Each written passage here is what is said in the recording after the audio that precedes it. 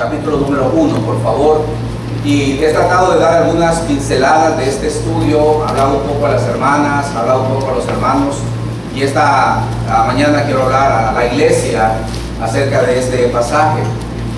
Agradezco la atención también prestada a los que nos miran a través de la internet y a través de los que están siguiendo estos mensajes cada domingo, cada reunión, y esperamos que Dios abra su vida en esta mañana así como lo ha hecho.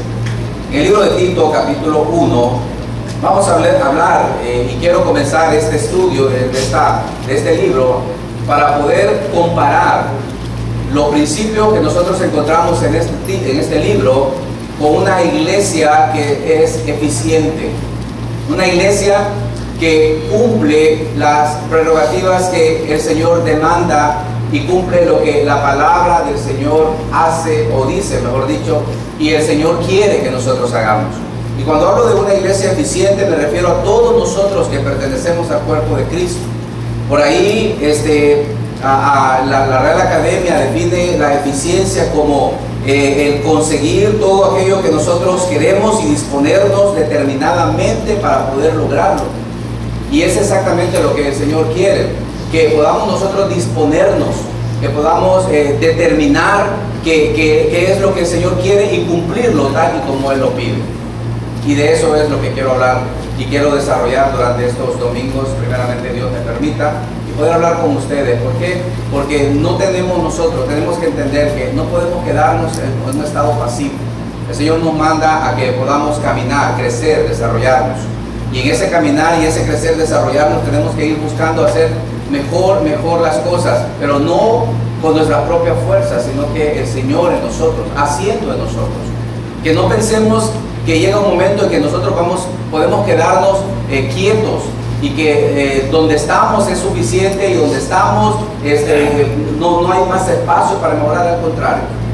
El apóstol Pablo decía: yo mismo no pretendo haberlo alcanzado, yo mismo creo que no he llegado, pero una cosa hago, ciertamente olvidando lo que queda atrás, extendiéndome a lo que está adelante. Él está hablando de ser eficiente aún más en la obra, buscar más y querer más y querer más.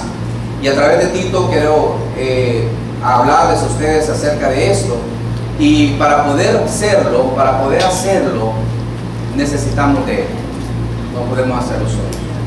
Quiero que oremos y poder comenzar el estudio, pues.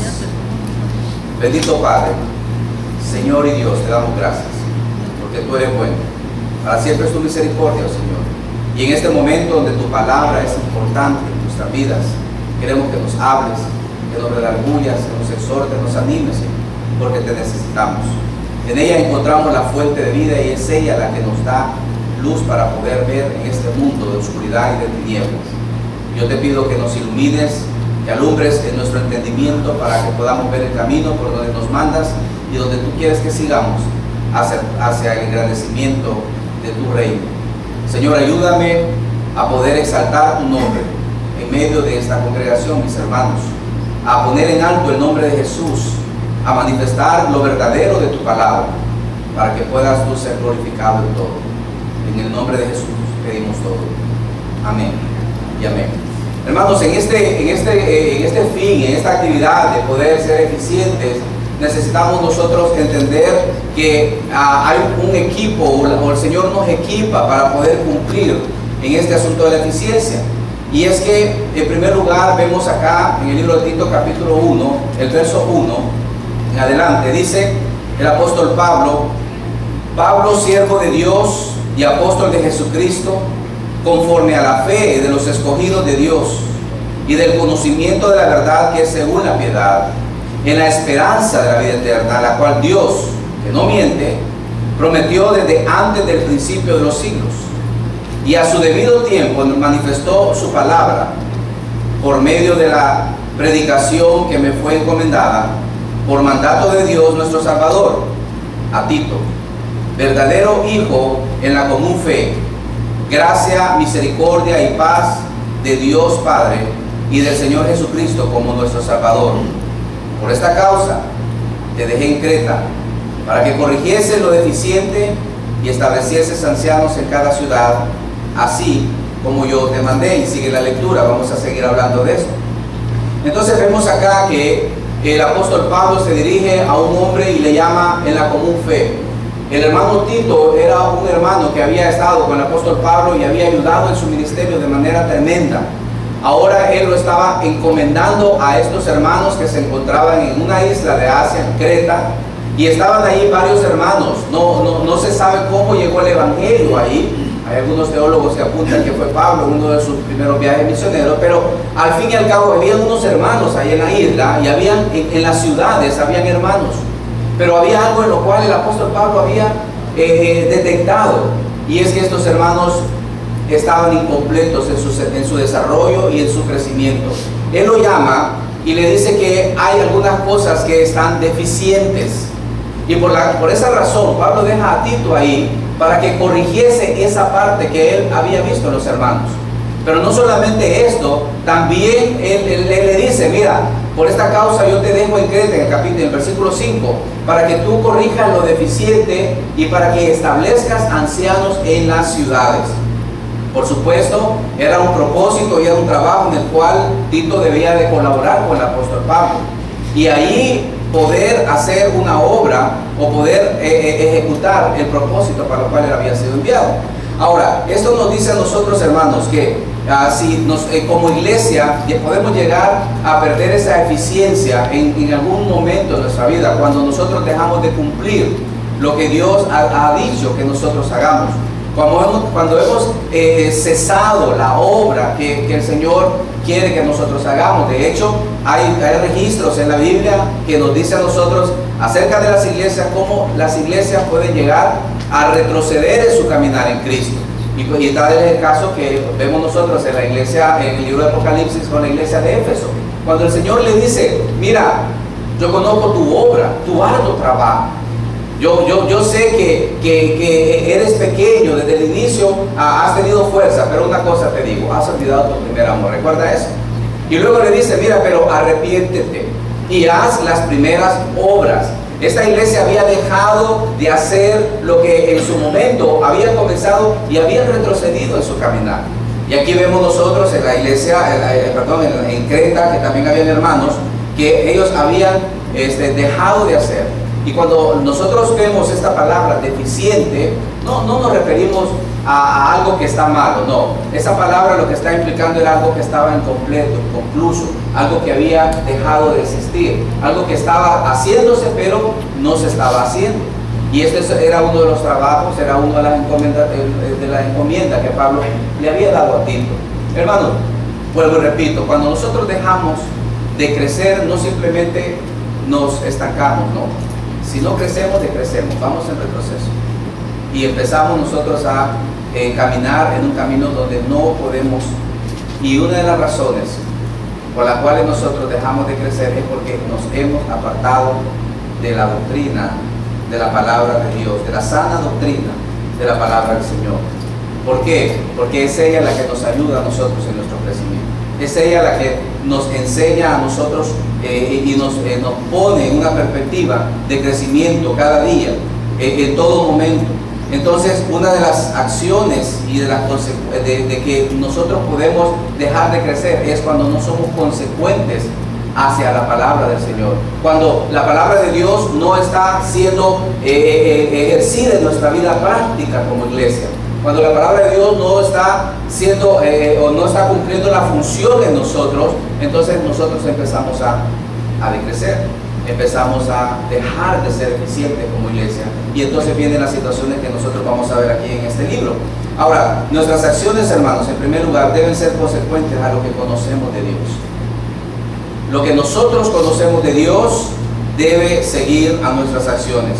Un ejemplo de ellos está en el libro de Primera Carta a Juan, capítulo 3, verso 6. No lo tiene que buscar por el tiempo. La Biblia dice: todo aquel que permanece en él no peca, y todo aquel que peca no le ha visto ni le ha conocido. Más adelante dice el versículo 16: en esto hemos conocido el amor, en que Él puso su vida por nosotros, también nosotros debemos poner nuestra vida por los demás. Entonces estamos viendo aquí que la consecuencia del conocimiento que tenemos de Dios sigue en nuestra práctica. Lo que yo sé del Señor es lo que yo voy a desarrollar y voy a realizar. Por eso vemos nosotros muchos hermanos que están equivocados en su forma de actuar y de hacer, porque no conocen porque han entendido y no han llegado a la profundidad del conocimiento verdadero de su santa palabra, de las Escrituras. Y algunos pueden decir, hermano, pero yo conozco. Mire, hay una diferencia entre saber como una mera actividad intelectual y conocer. Hay una diferencia entre decir yo sé a yo conozco. El yo sé se queda a nivel de información en nuestra mente. Yo puedo decirle, mire, yo sé pasajes de la Escritura, yo sé recitar 2, 3, 20 versículos, etcétera, etcétera, pero de esto a conocer es totalmente diferente. Y hay, hermanos, en la cristiandad cantidad de personas que están a un nivel de simplemente saber, de creer que conoce, pero no conoce.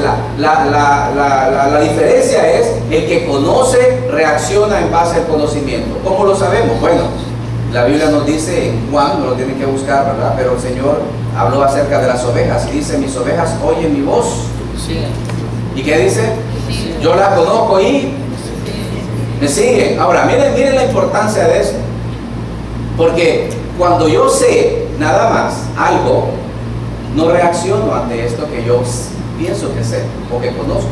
Pero cuando yo conozco, y esta palabra de conocer se refiere a una relación de armonía para yo poder entender algo. Y cuando yo conozco y sé esto, entonces yo reacciono ante este conocimiento. Yo conozco a mi esposa, yo conozco a mis hijos y sé cómo y reacciono cuando yo sé que hay algo en ellos que va a molestarles o les va a alegrar. Yo reacciono ante eso. Y ese es el conocimiento de la palabra de Dios en nuestras vidas. Hermano, no se trata de esto, de simplemente saber, porque la Escritura nos dice acerca de los demonios, acerca del creer. ¿Recuerdan eso? Tú dices que solamente hay un Dios, y bien lo dices, pero también los demonios creen, conocen de Dios y reaccionan o tiemblan ante ese conocimiento. Entonces conocer se trata de lo que yo sé de Dios y reaccionar ante lo que yo sé de Dios. Y eso es el conocimiento. Y la razón o el propósito principal de la carta que Pablo escribe a Tito es para que los hermanos actúen en consecuencia al conocimiento de Dios y que les enseñen. Más adelante en los siguientes capítulos, nosotros vamos a leer en el capítulo 2, enseña a los ancianos, enseña a las jóvenes, enseña a los siervos, enseña a los hijos, enseña. ¿Por qué? Porque ellos no estaban actuando de acuerdo al conocimiento que tenían, entonces había que enseñarles. Y una iglesia eficiente es aquella que conoce esto, pero también había un propósito en el cual Tito tenía, y era ahí donde estamos en el versículo número 5. Y dice, por esta causa te dejé en Creta para que corrigieses lo deficiente. Esta palabra deficiente implica algo que ha cesado de ser, pero también implica algo que está torcido. Fíjense que Pablo le está diciendo a Tito, mira Tito, yo te dejé con los hermanos ahí porque hay algunas cosas que se han torcido, han dejado de ser a tal punto de que se han vuelto en otra, o se han ido en otra dirección, y él estaba ahí para poder corregir eso. Y esto, hermanos, es algo que sucede cuando hay mala enseñanza, cuando hay doctrina no sana, como lo vamos a ver más adelante. Cuando hablamos de doctrina no sana, nos referimos a lo que no está acorde a la sana doctrina. Cuando Pablo habla a Timoteo, le dice, mira, predica de acuerdo a la sana doctrina. ¿Qué es la sana doctrina? Los hermanos habían dejado de aprender esto o habían dejado de recibir esto, por lo cual también Pablo le dice a Tito, mira, corrige lo deficiente y establece ancianos. Los ancianos como maduros, como hombres que eran de mayor experiencia, de mayor conocimiento, eran necesarios en la iglesia, como lo vamos a ver, para poder enseñar a los hermanos. Pero vamos ahí donde dice, corrige lo torcido. Cuando una iglesia no está recibiendo la doctrina sana de la palabra de Dios, la iglesia toma otro rumbo en su vida práctica, en su música, en su predicación, en sus actividades, en las cosas que está haciendo para el Señor, toma otro rumbo. Y Pablo era celoso en eso y le dice a Tito, mira, hay cosas que no están donde deben estar y yo quiero que corrijas eso, como un árbol que se corrige desde pequeño, ¿verdad? Como un árbol que creció de una manera equivocada y luego hay que enderezarlo. Pablo le dice a Tito, hay que corregir estas cosas, porque si se descuidan, se van a seguir deteriorando. Y aquí nosotros vemos esto en la Escritura, y vemos cómo Pablo le dice a Tito acerca de eso. La doctrina había enfermado, porque sana doctrina es eso, que tiene salud. Y hermano, por casualidad, la sana doctrina no es la doctrina de la iglesia bíblica bautista. La sana doctrina no es la doctrina de la iglesia centroamericana. La sana doctrina no es la doctrina de otra iglesia, etcétera, etcétera. No, la sana doctrina es la doctrina de la palabra del Señor. Esa es la sana doctrina. Y cuando nosotros hablamos de sana doctrina, no, como algunos dicen, es que la iglesia bautista es de sana doctrina. Es que la iglesia tal es de sana doctrina y esta no es de buena doctrina. No, nosotros predicamos de la doctrina de la palabra de Dios y esta es la sana. Porque muchas veces nosotros queremos meter las costumbres bautistas en la palabra y decir, esto es sana doctrina. Muchas veces queremos meter nuestras ideas en la palabra de Dios y decir, esto es doctrina. Y utilizar la Biblia para fundamentar nuestras preferencias y nuestros gustos y nuestros deseos. Y no es así. Vamos a dejar que la Biblia diga lo que tiene que decir. Vamos a dejar que la Biblia nos enseñe a nosotros y no nosotros enseñar y usar la Biblia para enseñar. ¿Sí me explico, hermanos? Y eso es lo que había pasado con los hermanos. Ellos habían dejado esto, porque más adelante lo vamos a ver, que habían personas que estaban enseñando a judaizar y habían personas que estaban enseñando otras normas de conducta, y el apóstol le dice, mira, hay que corregir. En el capítulo 2, versículo 1, ahí más adelante, el apóstol le dice a Tito, pero tú habla lo que está de acuerdo con ¿qué? Con la sana doctrina. Con la sana doctrina.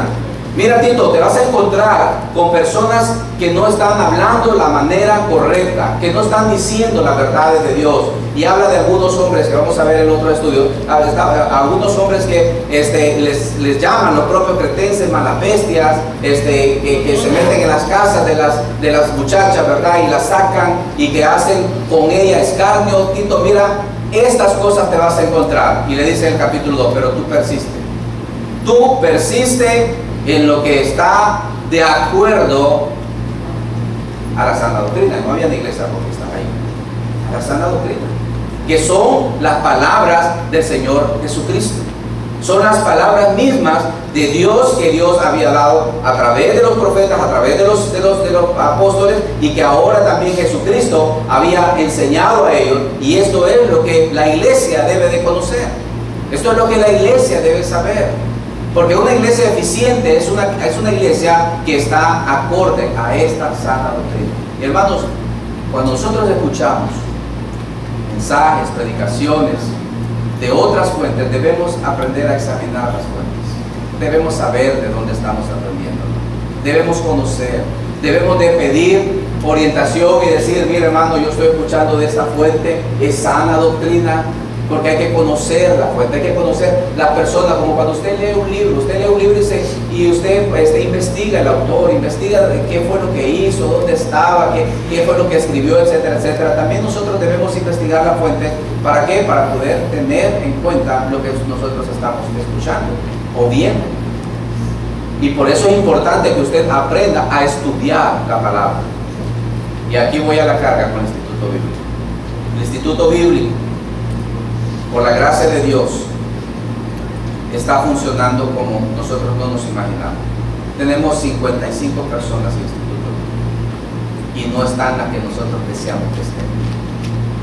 Las personas que están enseñando en esta iglesia y otras iglesias, las personas que están discipulando, las personas que están enseñando la palabra, necesitamos que puedan aprender a conocer este bendito libro y extraer la sana doctrina para poder enseñar.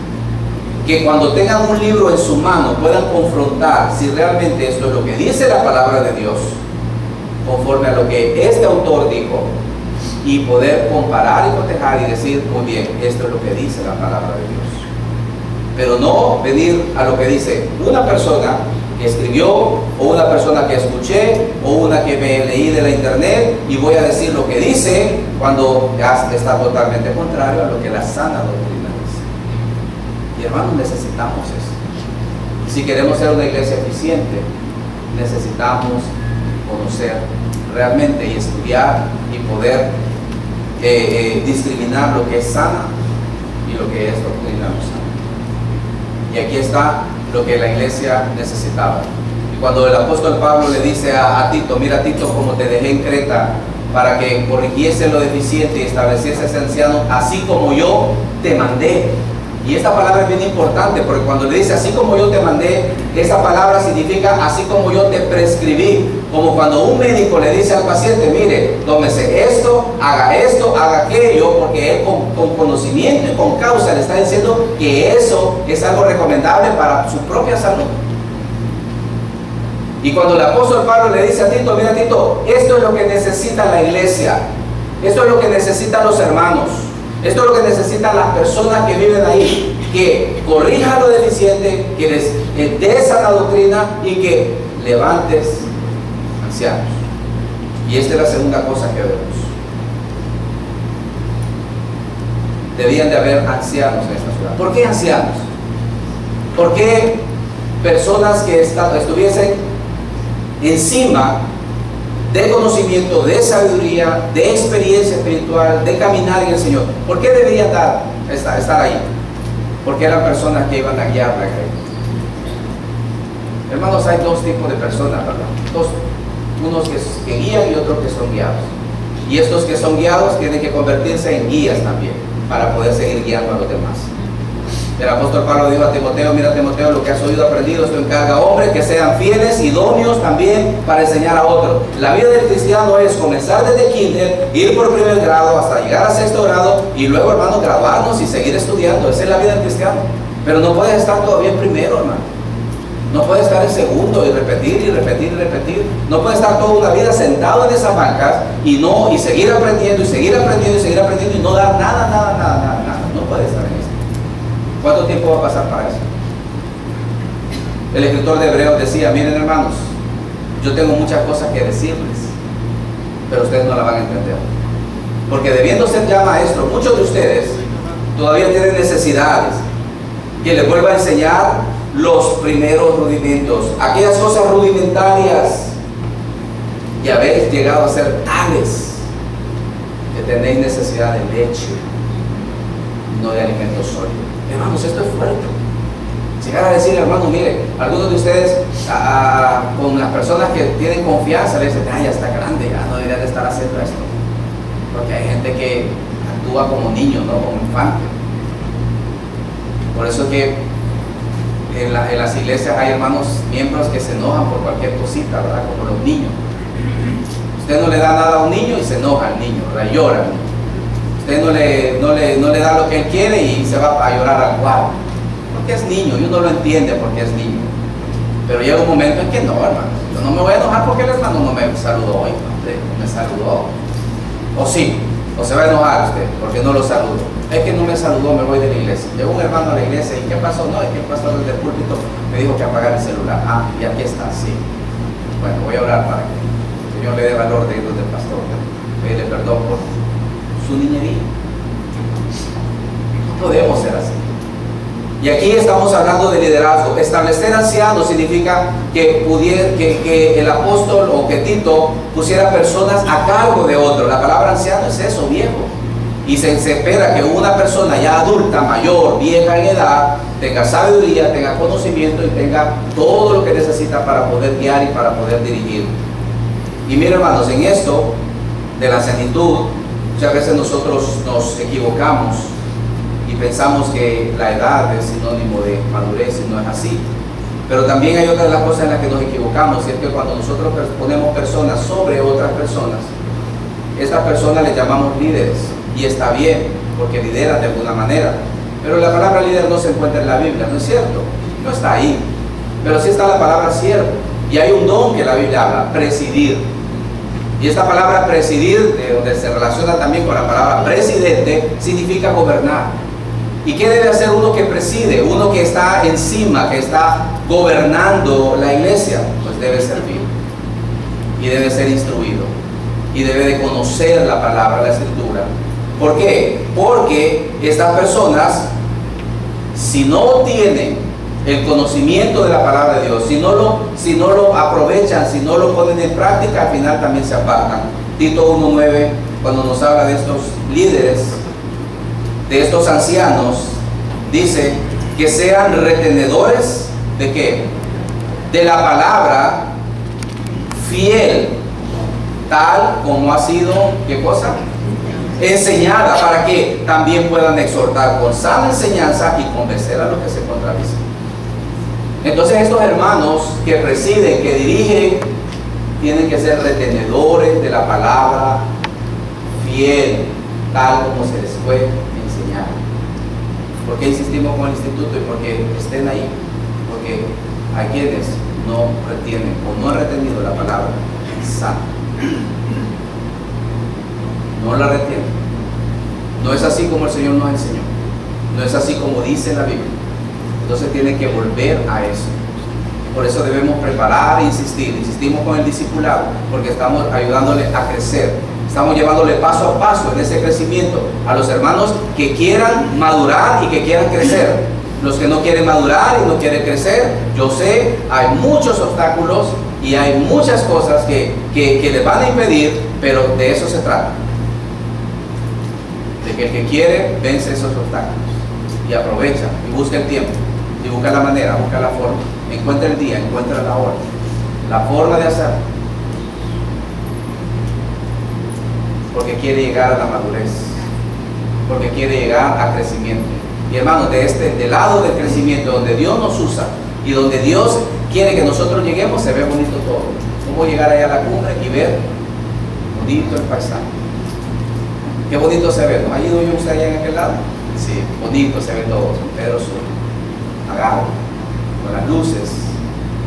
¿Sabe que es así como uno ve la voluntad de Dios cuando uno llega y uno dice, Señor, cuántas veces me perdí de esto por no querer crecer, por no madurar, por no seguir instruyendo?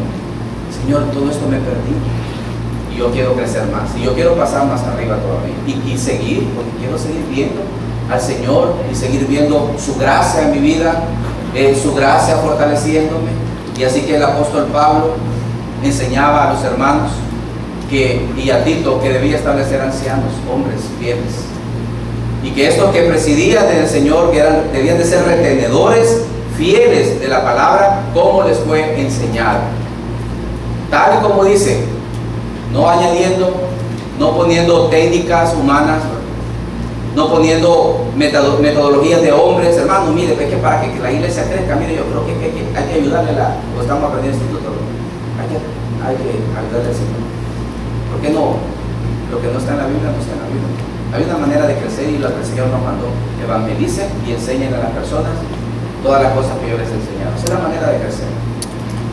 Si nosotros estamos ahí, vamos a crecer, porque el Señor es el que da el crecimiento. De Él viene el crecimiento. Así que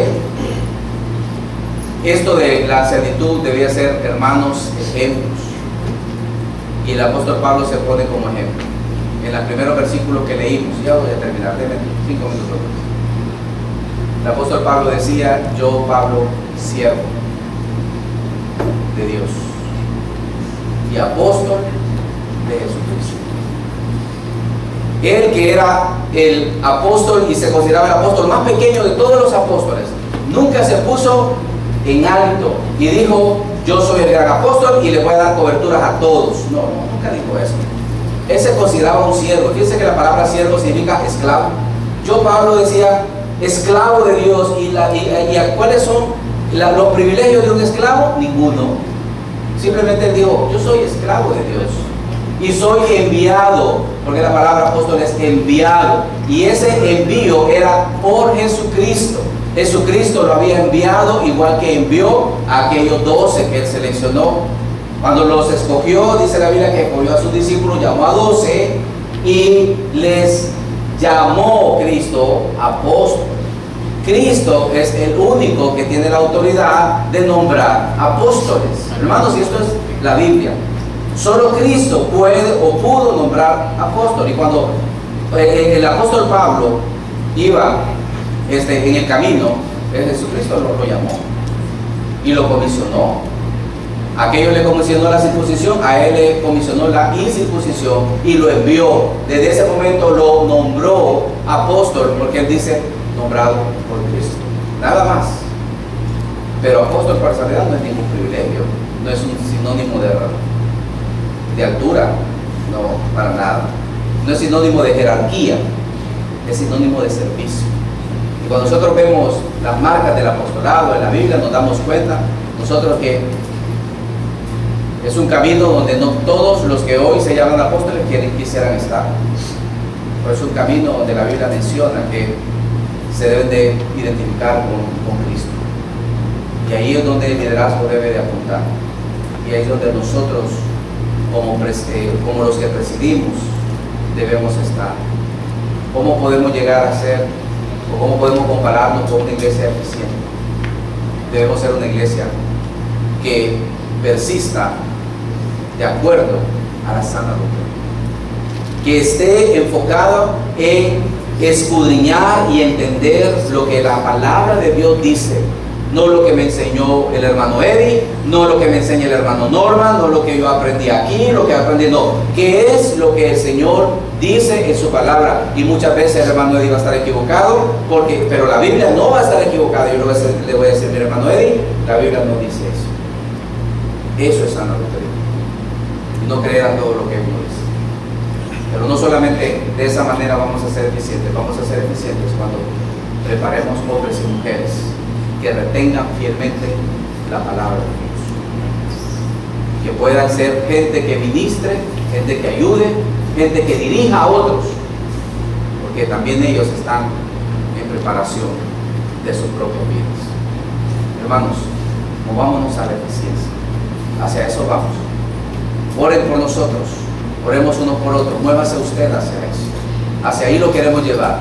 No lo estamos invitando, le estamos diciendo, ¿quiere quedarse o quiere crecer? No le estoy diciendo si quiere venir, no, quiere quedarse o quiere crecer. Respetamos lo que usted decide, pero no puede quedarse así por años, no puede quedarse en una situación donde no decide si hacerlo o no hacerlo, simplemente se queda. Le aseguro que desde ahí arriba se ven mejor las cosas. Cuando usted crece en el Señor, cuando usted acerca y crece en conocimiento con Cristo, usted va a ver que no va a querer salir de ella. Al contrario, va a querer más. Va a querer más, porque cuando uno mira, como Job le dijo al final, en su momento de prueba, Señor, yo de oídas te había oído, Señor. Mira, esto me sorprende y con eso termino. Job dice en la Biblia que era un hombre justo, temeroso, no había otro como él. Y si no había otro como él, pues no había nadie más que se le pudiera igualar. Y nosotros cuando leemos estas palabras decimos, no, es que ese era lo último. Pero cuando le pasa todo lo que le pasa, Job reacciona y reconoce que no lo conocía como realmente era. Pero cuando él dice, yo de oídas te había oído, pero ahora mis ojos te conocen. Por tanto me arrepiento en fuego y ceniza de todo lo que había dicho. Todo lo que había dicho, ahora te entiendo esto. ¿Por qué? Porque había llegado a un punto importante en su vida. El apóstol Pablo decía, me extiendo al llamado, al premio del supremo llamamiento, para fin de conocer a aquel por quien fui yo conocido. Hacia ahí yo voy. Y en ese camino, él decía, por eso de esta manera yo corro, no como la aventura, de esta manera peleo, no como que golpee el aire, sino que golpeo este cuerpo. Este cuerpo me ala, hermanos, a no querer hacer la voluntad de Dios. Este cuerpo quiso quedarse tirado ahí en la cama, durmiendo, descansando. Este cuerpo quiere irse ahorita, pero dice la Biblia, y el apóstol decía, golpeo este cuerpo y lo pongo a que me sirva, a fin de agradar a aquel que me tomó. Y de esa manera nosotros debemos crecer y desarrollar para ser una iglesia eficiente. Oremos. Padre, Señor, bueno, yo te pido, Señor, que en esta mañana tu Espíritu Santo acomode lo que yo no pude hacer. Tu palabra pueda llevarnos a reaccionar y que en todo esto tu nombre sea glorificado. Señor, queremos irnos con esto en nuestras mentes, Queremos que tu Espíritu Santo nos ayude a reflexionar aún más en nuestras casas, a conversar de lo que tú nos demandas y quieres, para que podamos nosotros vivir en tu gracia, en tu verdad. Señor, que tu palabra sea fuerte en nuestro corazón, de tal manera que nos lleve a la obediencia. Bendice este tiempo y gracias por cada hermano, cada hermana que ha venido. Señor, obra en aquellos que no te conocen. Danos un buen tiempo. Llévanos con bien a nuestras casas. En el nombre de Jesucristo te lo pedimos y te lo agradecemos.